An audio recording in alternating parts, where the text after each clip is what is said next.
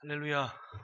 예배하는 여러분들에게 하나님이 준비하신 은혜 또 복이 충만하기를 축복합니다. 동물의 왕국을 보면 바닷속에 고등어가 무리를 지어 이동할 때가 있습니다. 솔직히 바닷속이라는 게 기술이 좋아서 카메라가 라이트를 비추고 촬영하고 그래서 보이지만 한 10m 밑에만 들어가도 물속에서 뭐가 보이겠습니까? 고등어가 무리를 지어 이동하는 것을 촬영했는데 그거 아주 장관이더라고요. 왜 무리를 지어 이동하느냐? 고래가 고등어떼를 공격할 때 고등어들이 자기들끼리 막 모인대요. 그러면 고래가 이렇게 바라볼 때 덩어리 큰 게 앞에 있으니까 피해 간다는 거예요. 고등어도 자기들이 살려고 막 합쳐서 힘을 모읍니다. 그리고 무리를 지어 행동을 해요. 사람도 그렇죠. 혼자 있는 것보다 무리를 이루는 게 아무래도 건강하고 좋습니다. 애들 교육 만화 이런 거 보면 맘모스 이런 거, 공룡 이런 거 설명하는데 가만히 보니까 덩치 큰 공룡이나 맘모스들은 다 사라지는데 그 힘없이 야리야리한 인간은 살아남아가지고 21세기를 맞이한다니까요. 보십시오. 맘모스가 덩어리 딱 등장하면 이 인간들이 조그만 인간들이 막 작대기 들고 막 서로 막 근데 물론 희생은 있지만 그렇게 맘모스는 죽는데 인간은 살아남아요. 이 힘을 합친다는 게 정말 대단한 겁니다. 그러다 보니까 사람들이 어떤 사고를 합니까? 사람들은 모여야 된다. 또 관계가 튼튼해야 된다. 또 여러 사람이 모여있는 게 힘이 된다. 이 집단의식을 갖게 되죠. 그런데 정말 그렇습니다. 생각을 하면 과연 그렇게 무리를 짓고 여러 관계가 정말 도움이 되느냐, 정말 힘이 있는 것이냐 생각해보면 또 그것도 아니에요. 살다 보면 정말 중요한 것을 선택하고 결정하는 것은 결국은 내 몫이었습니다. 그리고 내가 오늘 맞이한 이 현실의 시간은 남이 마련해 준 것이 아니라 결국은 내가 선택한 것에 대한 결과를 내가 누리는 것들이 많다는 겁니다. 물론 은혜 위에 사는 것, 주어진 시간들이 분명히 있는 것은 부인할 수 없지만은 내게 관계된 나의 일은 내 선택과 결정의 결과로 항상 맞이하게 된다는 이야기입니다. 삶이란 그렇습니다. 가족이 있고 친구가 많고 그리고 관계가 아무리 다양하다 하더라도 결정적인 문제 앞에서 그 모든 것들이 아무런 도움이 되질 못하고 의지할 수 없는 순간이 분명히 있습니다. 내가 나 스스로 무엇인가를 해내야만 되는. 그래서 결국 인생은 내가 감당해야 할 것을 일찍 알면 알수록 성숙해요. 아, 그렇구나. 이게 다 내 몫이구나. 그러니까 학생들은 일찍 내 몫이다. 내가 할 일이다. 공부하고 기도하고 예배하고 그리고 자기 몫을 맞이하게 됩니다. 어른은 될수록 그러지 않습니까? 정말 중요한 것은 내가 수고하고 땀 흘린 것이 없으면 내가 누리는 것이 없는 게 사실이에요.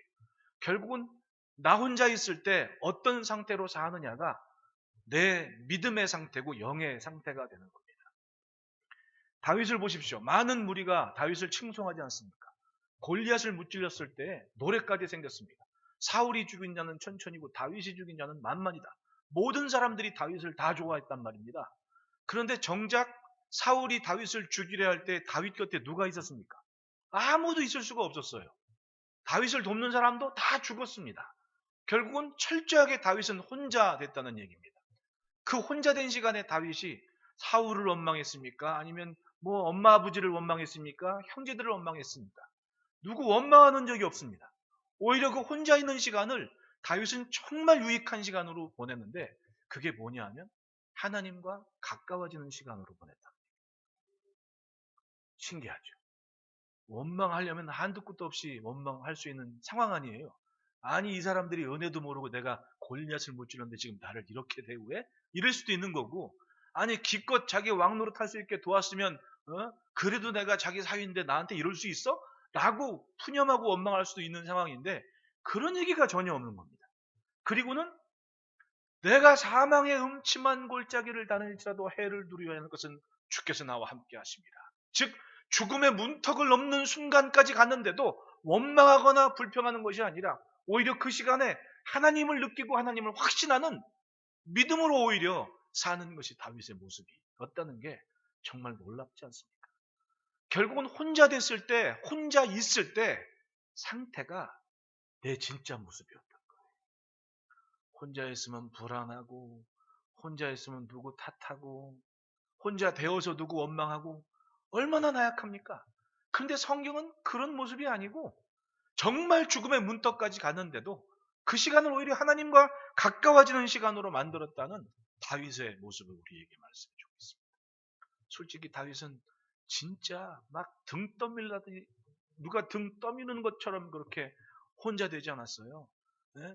자기가 처음 도망가가지고 너무 일주일 동안 가도록 아무것도 못 먹어가지고 제사장 힐기야 집에 갔을 때 너무 배가 고파가지고 그래도 어려서부터 율법에 사무엘 선지자 가르침 쪽에 자란 사람인데 모르겠어요?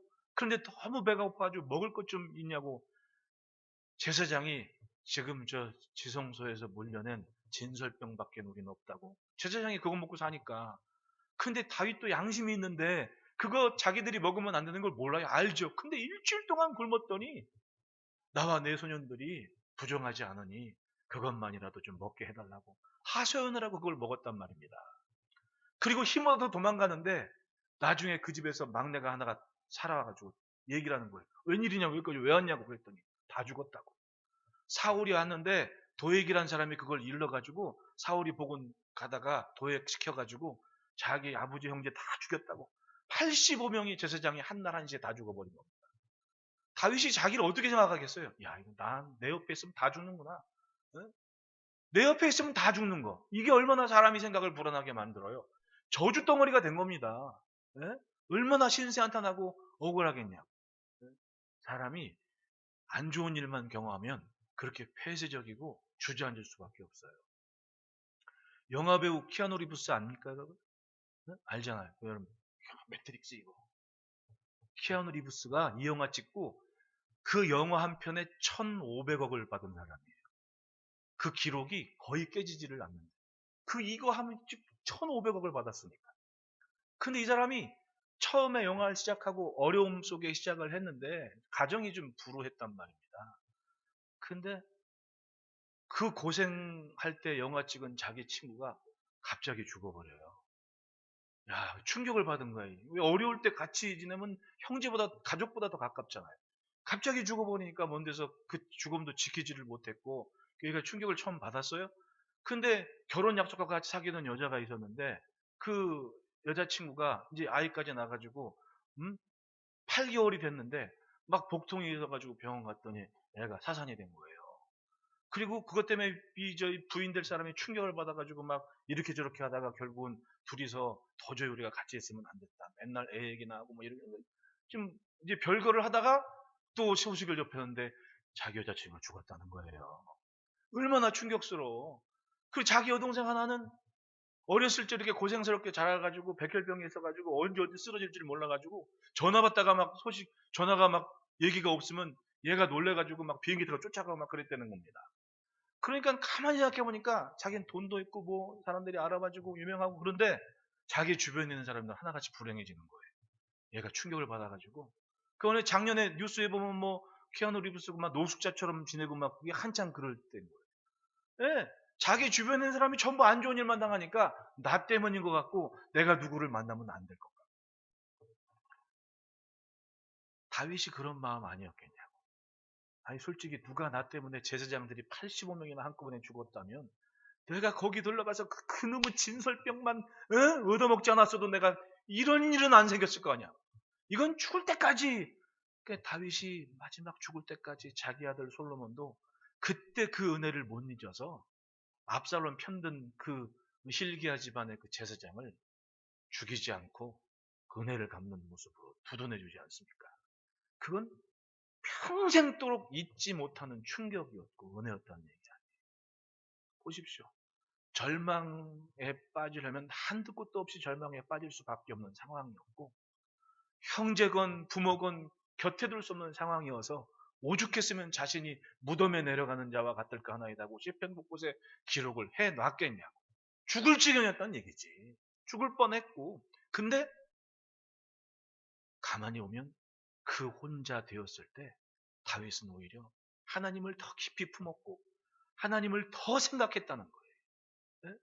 비록 몸을 숨길 수밖에 없는 바위 틈바구니에 껴 있어도 노예를 하기는 하나님이 내 산성이 되어주셨고 하나님이 내 피난처시라고 고백을 하는 다윗을 보십시오. 네. 혼자 되었을 때 오히려 더 적극적으로 하나님을 찾고 신뢰하고 믿었습니다.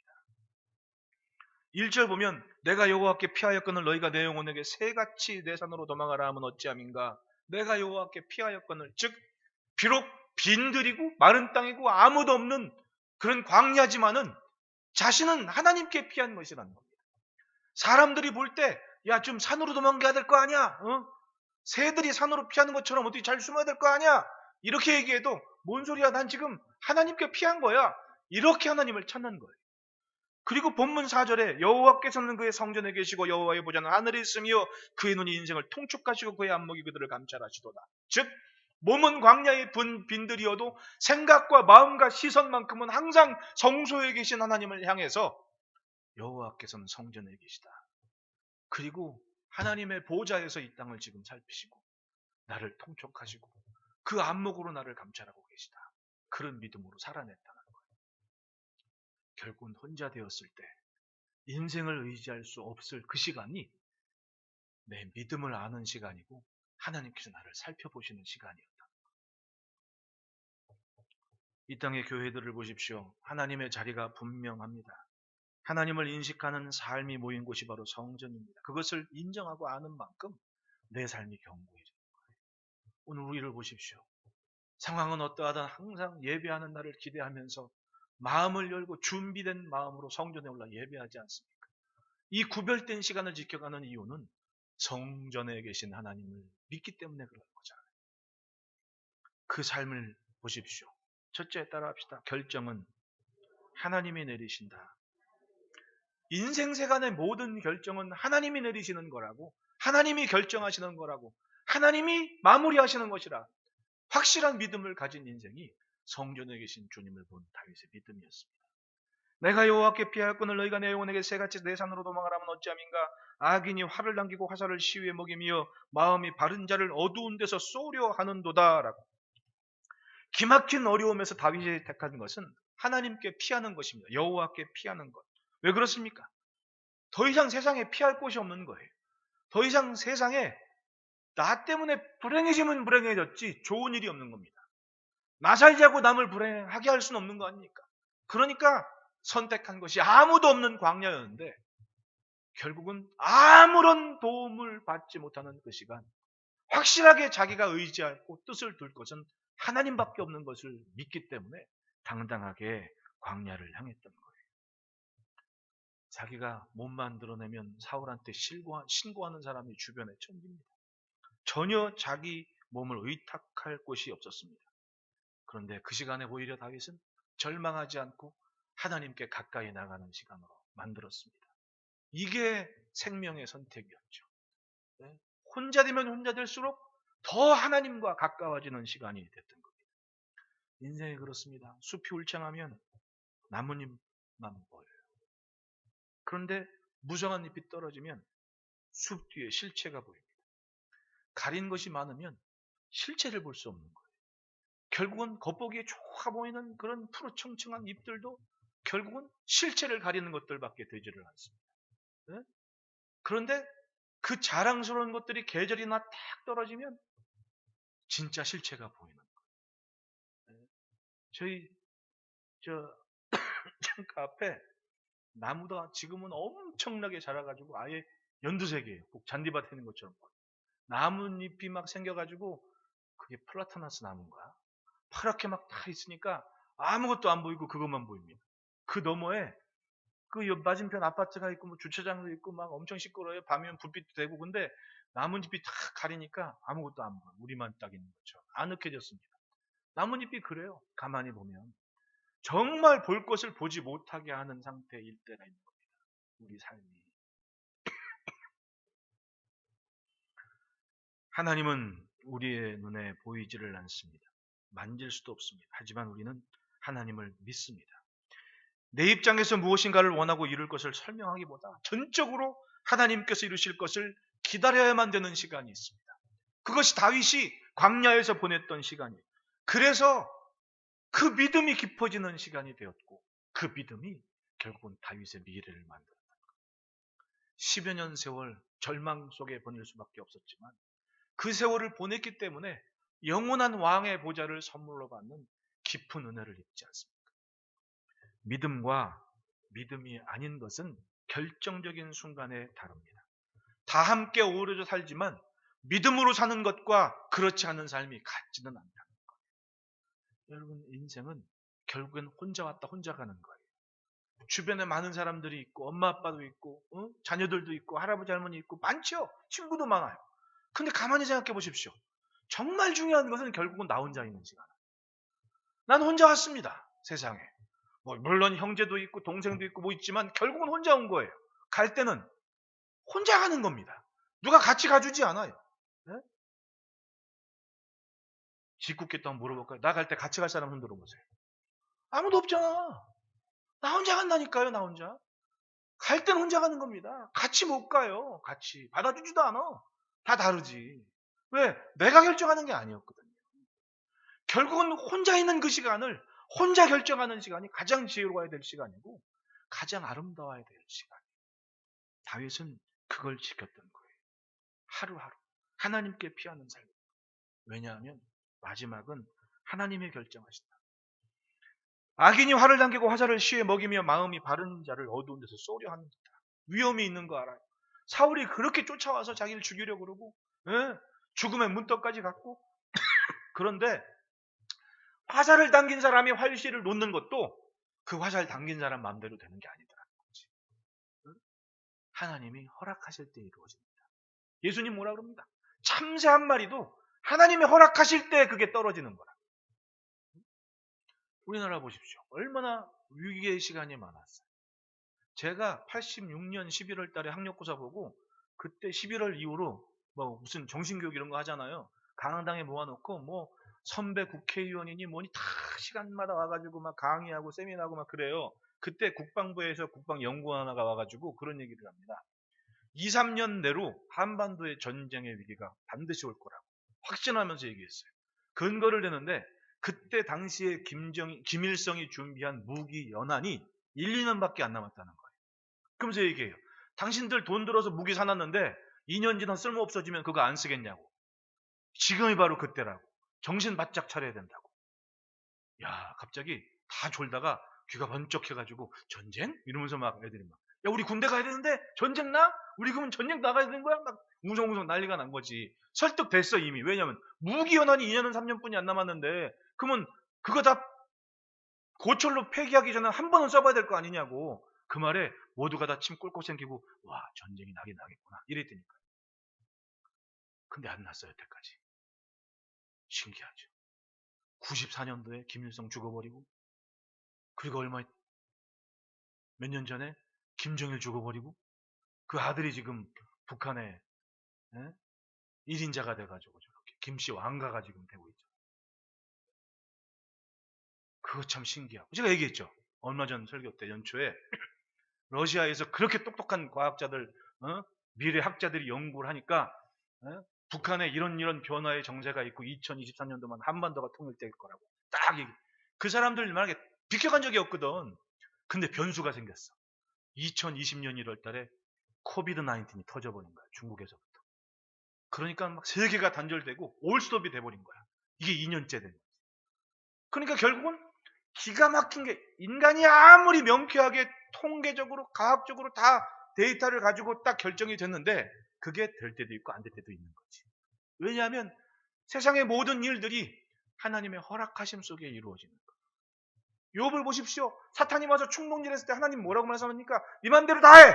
그런데 욥의 생명은 건들지 말아라. 선이 있는 겁니다. 결국은 결정은 하나님이 내리시는 거예요. 다니엘서 6장을 보면 재미있는 사실이 있어요.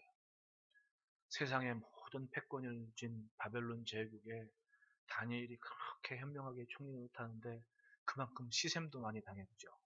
그러니까 이런저런 구실을 삼다가 다니엘이 믿음 좋고 시간 정하고 기도하고 하나님 섬기는 그것 아니면 책잡을 게 없으니까 그것 가지고 올무리 잡자고 결국은 다니엘이 사자굴에 던져졌단 말입니다. 죽었어요, 안 죽었어요? 상식대로는 죽어야 맞아. 근데 성경에 보면 이런 구절이 있습니다. 다니엘서 6장 22절에 나의 하나님이 이미 그의 천사를 보내어 사자들의 입을 봉하셨으므로 사자들이 나를 상해하지 못하였사오니. 다니엘의 믿음이었어요. 비록 사자굴에 던져질지라도 하나님은 그곳에서 나보다 앞서 천사를 보내서 사자의 입을 막으셨다. 진짜로 다니엘을 다음날 건져낸 다음에 왕이 화가 나가지고 다니엘 모함한 사람 던지니까 그 사람들이 바닥에 다 기도된 사자가 넙죽 올라가지고 무지끈하고 다 잡아먹더라는 얘기죠. 네? 바로 이것이 하나님을 향한 성전에 계신 하나님을 믿는 인생의 믿음이고 모든 것의 결정은 인생세간의 일들은 하나님의 허락하심 속에 이루어집니다.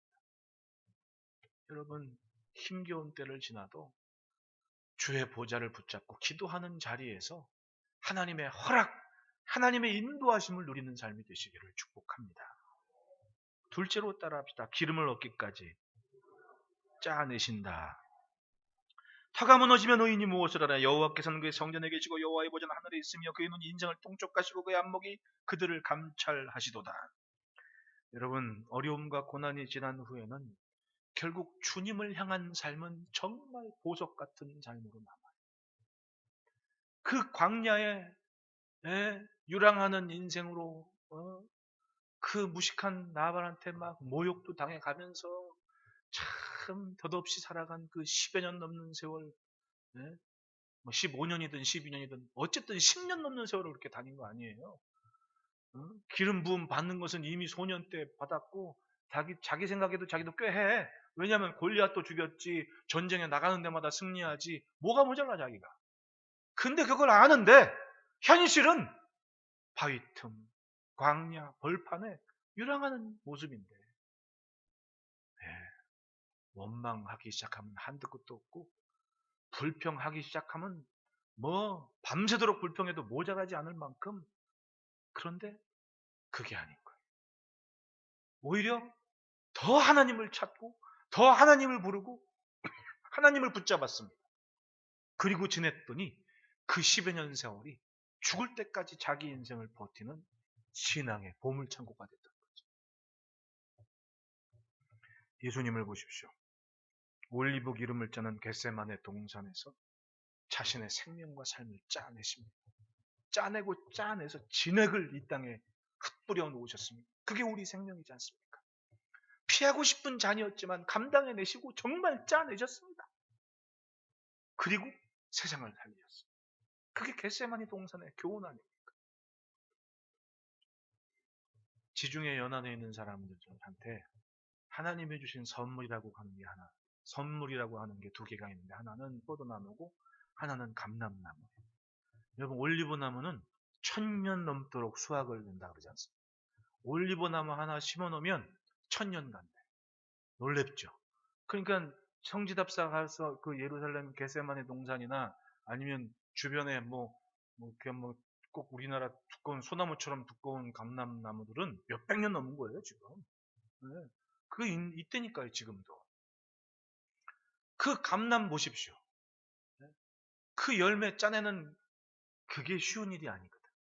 그 감람 올리브 짜는 틀을 보면은요 연자맷돌처럼 만들어가지고 사다리꼴로 만드는 걸 세워놨어. 그 거기다가 올리브를 다 담은 그 파란 거. 그 이스라엘 사람들을 지금 아둘람굴 밑에 있는 키부츠의 사람들은요 거기서 까만 올리브는 그냥 버리더라고 따가지고. 우리 뭐 장아찌 담고 피자에 넣고 막 그러잖아요. 그 동네 사람은 까만 올리브는 취급도 안 해. 파란 올리브만. 그러니까 우리 가니까 그 까만 거 다 베버리더라고. 그리고는 파란 거 따로 놓는다. 그만큼 풍성한 거야 하여튼 올리브는. 그리고 생활에 정말 필요한 거지. 저기다 파란 올리브를 다 담아놓고 씻져 놓은 다음에 저 연자맷돌을 돌려요. 사람 쭉 돌리면 그게 막 돌이 들어가면서 진익해가지고 한쪽으로 올리브 진액 기름이 쭉 흘러나오는 겁니다. 그럼 올리브 자체보다도 그 기름이 훨씬 더 중요한 거예요. 왜냐하면 그 기름 가지고 이 사람들은 하루 세 끼 먹도록 올리브 기름이 안 빠져. 그러니까 그 사람들이 장수하는 비결 하나가 올리브유 때문에 그런 거예요. 우리는 콩기름, 뭐 참기름, 들기름, 뭐 경우에 따라 먹잖아. 안 먹을 때도 있고. 이 사람들은 주구장창 올리브유는 먹어. 그러니까 혈관이 건강한 거예요, 이 사람들이. 그렇게 사람을 건강하게 만들죠. 환부, 상처가 있으면 그 올리브로 치료를 하죠. 그리고 성경은 보면 저 감람유를 가지고 뭐래? 성소의 등대를 밝히죠. 집집마다 불을 밝히는 거. 별의별 일에 다 써요. 그 짜낸 진하게 그만큼 유용하다는 얘기 아니에요. 우리 보십시오.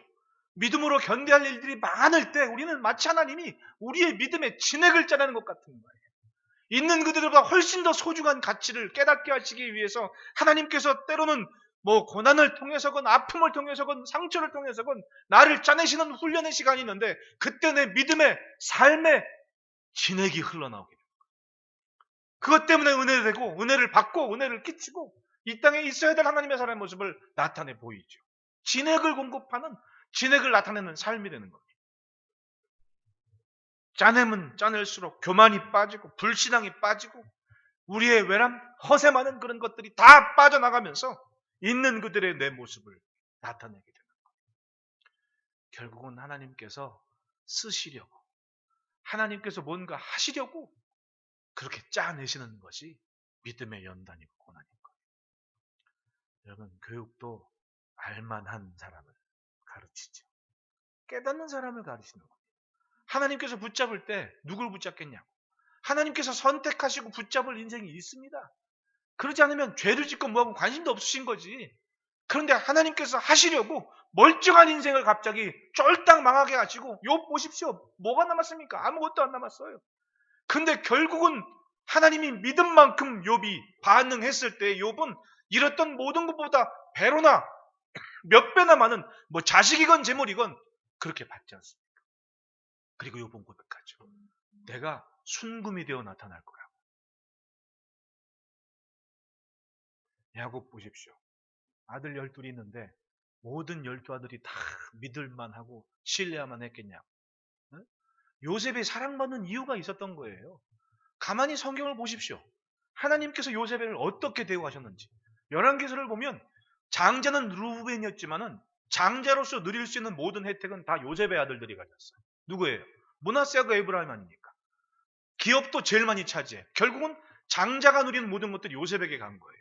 왜냐하면 루벤은 장자임에도 장자 노릇을 못했죠. 요셉은 배다른 형제 저 아래 동생이지만은 요셉은 하나님의 뜻을 어려서부터 기가 막히게 알았어요. 그래서 꿈을 꾸고 꿈을 붙잡고 산 인생 아닙니까? 보디발이 내가 유혹할 때도 내가 하나님 앞에 득죄할 수 없다고 죄질 수 없다고 도망갔습니다. 억울한 일 당해서 감옥까지 가도 하나님은 절대로 놓치지 않아요. 하나님이 주신 꿈이 있기 때문에 이게 바로 요셉이고 12아들 중에서 요셉이 주목받던 이유였던 거예요. 그러니까 하나님께서 짜내시는 인생도 아무나 짜진 않더라고. 요셉같이 견딜만 하니까 다윗처럼 견디면서 기뻐지니까 다른 아들 보죠. 루벤 장자. 루벤 장남인데 무슨 짓을 합니까? 장남인데 아버지 침상을 더럽혔잖아요. 성경에서 그렇게 모세오경에서도 그것에 얼마나 큰 저주라고 얘기합니까? 스토리를 보니까 형제들 많았는데 완전히 콩가루 집안이었던 거야. 엄마들이 다 다르니까 자기들끼리 알력이 많았던 거지. 장자니까 아버지 나이 먹고 큰엄 자기 엄마 돌아가시고 자기 작은 엄마 돌아가시고 이러니까 어떻게 야 내가 좀 뭔가 좀 이 형제들 틈바구니에서 그래도 장자인데 좀 힘센 노릇 해야 되지 않겠냐? 내가 이제 다음에 족장 노릇 해야 되지 않겠어? 이런 상태였던 것 같아. 성경을 보면 라헬이 죽으니까 라헬의 종 빌하와 르우벤이 통단했다고 얘기를 해요. 그 말은 뭐예요? 자기 작은 엄마들 아니에요. 아무리 처빌이지만 결국은 자식들 입장에서는. 근데 자기가 어려서부터 자기 엄마에 대한 컴플렉스가 있는 거지. 왜? 자기 아버지가 맨날 누굴 좋아해? 작은 엄마를 좋아해. 우리로 얘기하면. 응? 그러니까 이 장남이 좀 기분도 나쁘고 내가 장남인데 이러다간 괜히 라헬 쪽 애들한테 뭔가 뺏길 것 같고 그러니까 뭔가 좀 하고 싶어. 결국은 비라와 통관하고 아버지 침상을 더럽힌 거 아닙니까? 그러니까 아버지가 얼마나 저주를 해요. 그렇게 따지면 요셉을 제외한 나머지 식구들 얘기를 한번 보십시오. 성경에. 있는 그대로 성경의 얘기를 보십시오. 이런 콩가루 집안이 어디 있어요? 그냥 광야에서 끝날 집안이야. 근데 명맥을 이어가는 한 인물이 딱 등장하는데 그게 누구예요? 37장에 등장한 요셉이지. 하나님 말귀를 알아듣고 하나님 보시기에 얘는 좀 짜내도 견디래다. 그건 딱 요셉밖에 없었던 거예요. 그러니까 마지막 창세기 50장 넘어가서 형제들이 자기를 딱 찾아와서 걷었을 때 요셉이 두려워하는 형제들한테 그런 얘기를 하잖아요. 당신들이 나를 판 게 아니라 하나님이 나를 앞서 보내신 거야. 세상에 자기의 인생을 딱 돌아보면서 이렇게 명쾌하게 정리하는 믿음 좋은 아들이 어디 있어요? 응? 결국은 야곱은 그런 모습을 알았던 것이고 하나님은 그런 요셉을 인정하셨기 때문에 그렇게 짜내셨던 거지. 노예로 팔려가고 감옥에 생활을 해도 하나님은 붙잡고 놓치라는 요셉을 아셨기 때문에 그렇게 짜내셨고 짜낸 결과 그 진액은 결국은 야곱의 아들들을 다 거두고 이스라엘이 한 민족을 이뤄가는 그런 걸음이 된 인생이 됐다는 거지. 할렐루야. 재밌죠? 참, 이 짧은 시간에 창세기를 다 끝냈으니 얼마나 대단한 거예요. 네. 결국은 하나님은 아무나 짜진 않으시더라고. 그런데 그렇게 하나님이 짜내실 때 견디면서 하나님을 붙잡은 인생은 반드시 유익하게 하시고 하나님의 뜻을 이루는 삶으로 만들어 가시는 겁니다. 따라합시다. 알고 보면 아는 놈을 짜신다. 모르면 못 짜. 아는 놈을 짜지. 그의 사도 바울께서 고린도 교회 편지할 때 그런 편지를 해요. 사람이 감당할 시험 밖에는 너희가 당한 것이 없다. 결국은 뭐예요? 아는 놈을 짜시는 거예요. 아는 놈을. 하나님 붙잡고 견딜 인생을 짜내시면서 관계와 삶을 세상을 유익하게 합니다. 그래서 비록 고생은 있지만 절망은 없는 겁니다. 어떤 인생에게? 성전에 계시는 하나님을 보는 인생들에게. 다윗은 그것을 보았습니다. 성전에 계신 하나님과 주님의 보좌를 본 거예요. 보십시오. 주님의 보좌를 본다는 게 얼마나 대단한 믿음인지. 내 눈앞에 나를 죽이려는 사울 왕이 왕이고 주변 블레셋도 자기가 죽인 장수들 나라고 이거 뭐 어디 의지할 데도 없고 자긴 광야의 외톨이고 그런 다윗이 보는 것은 그런 왕들을 보지 않았습니다. 하늘에 계신 주의 보좌를 봤다는 거예요. 할렐루야. 계시록에도 그런 내용 나오잖아요. 로마의 가이사로 인해 고난과 환난 속에 있는 성도들에게 사도 요한이 편지를 씁니다. 봐라, 저 유리알같이 많은 하늘, 수정 같은 바다 위에 하나님께서 보좌를 펼치시고 어린 양의 보좌에 찬송하는 전사들과 함께 먼저 간 성도들이 우리를 바라보고 있지 않냐? 뭘 보게 한 겁니까? 자신에게 환난과 고난을 가져오는 왕들이 아니라 보좌에 계신 주의 영광을 바라보고 어린 양의 보좌를 바라보면서 오늘을 견디게 했던 거예요. 할렐루야. 그의 눈이 인생을 통촉하시고 그의 안목이 그들을 감찰하시더라. 통촉이라는 것은 윗사람이 아랫사람 형편이나 사정 등을 깊이 헤아려서 살펴준다는 거 아닙니까? 안목은 사물의 좋고 나쁨 또는 진이나 가치를 분별하는 능력이에요. 즉 하나님께서는 그 하나님의 자녀 그 삶을 헤아리고 분별하고 살피셔서 꼭 알맞는 답을 주신다는 거예요. 그 믿음으로 광야를 견뎌내셨습니다. 그러므로 여러분 끝을 믿는 믿음이 얼마나 귀합니까? 보는 것이 있기 때문에 견뎌내는 거예요. 보는 것이 있기 때문에. 하나님께서 짜내실 때에 주저하지 말고 주의 손에서 작품으로 만들어진 삶이 되시기를 축복합니다. 그래서 셋째 따라합시다. 살아낸 만큼 갚아주신다. 5절 6절에 여호와는 의인을 감찰하시고 악인과 폭력을 좋아하는 자를 마음에 미워하시도다. 악인에게 그물을 던지시리니 불과 유황과 태우는 바람이 그의 잔에 소득이 되리로다. 하나님께서 우리를 보시는 시선은 정확하십니다. 내가 보기에 정말 좋아 보이는데 하나님이 아니라 그러면 그것을 아닌 것으로 인정할 수 있는 이 믿음이 얼마나 대단한 거냐. 네. 그게 곧 믿음이었습니다. 하나님께서 보시는 것이 더 정확하다는 거예요.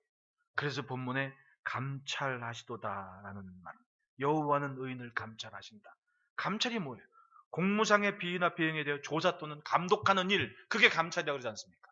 근데 하나님께서 의인을 그렇게 감찰하신다. 조사하시고 살피신다. 그래서 옳은 길을 가도록 해주시는 거예요. 성전에 계시는 하나님을 보고 주의 보좌를 보는 인생이 생각과 마음의 선택과 결정이 어떠하겠습니까? 항상 하나님 마음에 맞는 것에 가도록 얼마나 분별을 하면서 자신의 삶을 살피겠냐. 우리는 세상을 살면서 하나님께서 정하신 선이 있는 것을 믿고 살아야 돼요. 가만히 보십시오. 재난과 환난의 때에도 선이 있어요. 넘지 못하게 하는 선. 응? 이 지구를 보십시오. 70%가 물이라고 그러는데 따지고 보면 물이 더 많은 거예요. 물의 행성 아니에요, 여기가. 물. 그런데 그 많은 물들이 절대로 함부로 육지에 덤비지를 않습니다. 찰랑찰랑 될지라도 넘어오지는 못하는 거예요. 왜? 하나님께서 그렇게 하셨으니까. 재난과 환난의 때도 인간은 반드시 살아냅니다. 왜냐하면 거기에는 하나님의 교훈과 뜻이 담겨 있기 때문에 그런 거예요. 그러니까 어떤 시대건 믿음을 품고 살아낸 만큼은 하나님은 반드시 갚아주시는 겁니다. 외세를 보십시오. 메뚜기나 황충 때문에 너희가 2년 동안 해를 당했느냐? 내가 4년 동안 복을 줄게.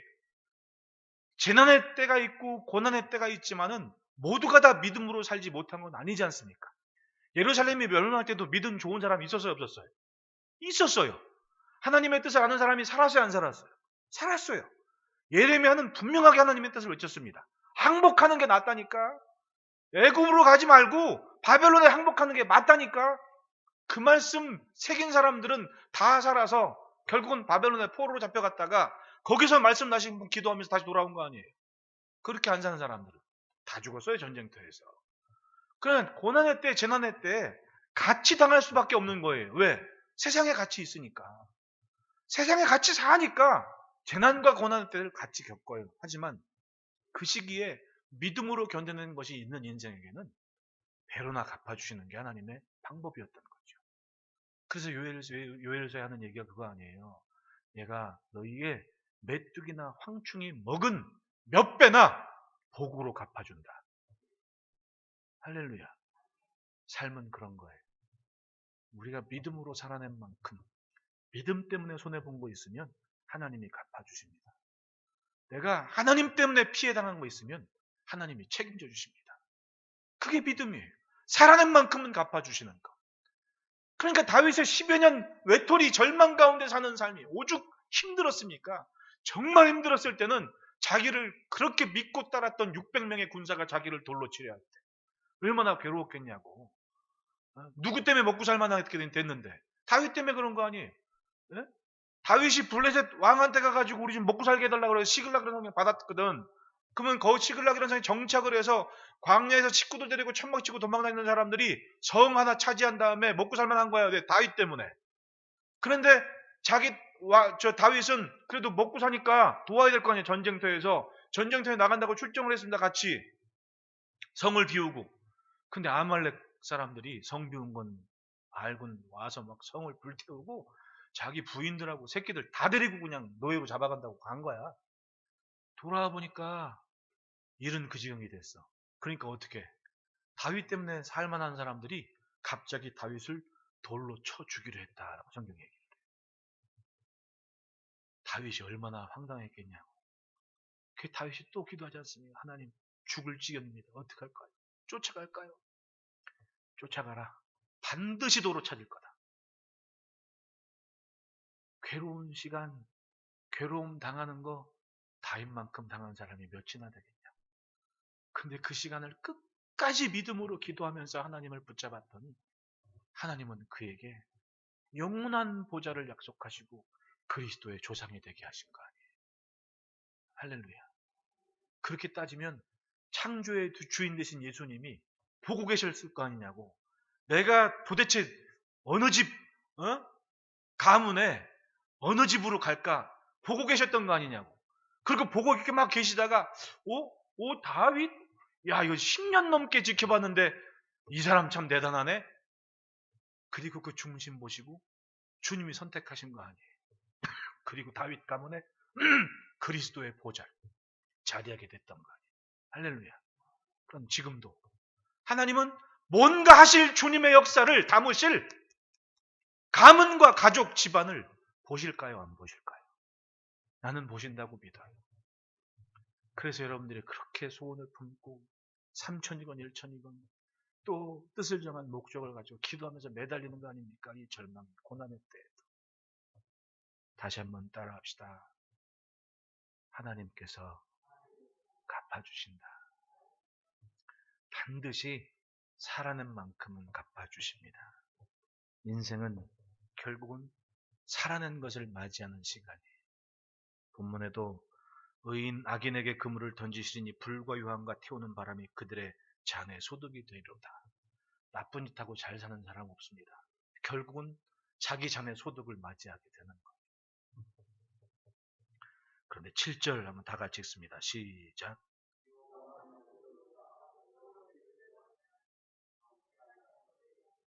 아멘.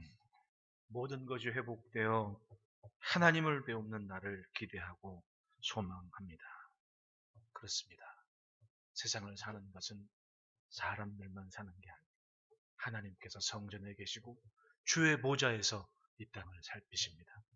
하나님을 인식하고 생각과 마음에 주를 두고 주의 은혜의 복을 누려가는 복된 삶이기를 축복합니다. 기도하겠습니다. 하나님 아버지 감사합니다. 오늘도 믿음으로 주를 의지하는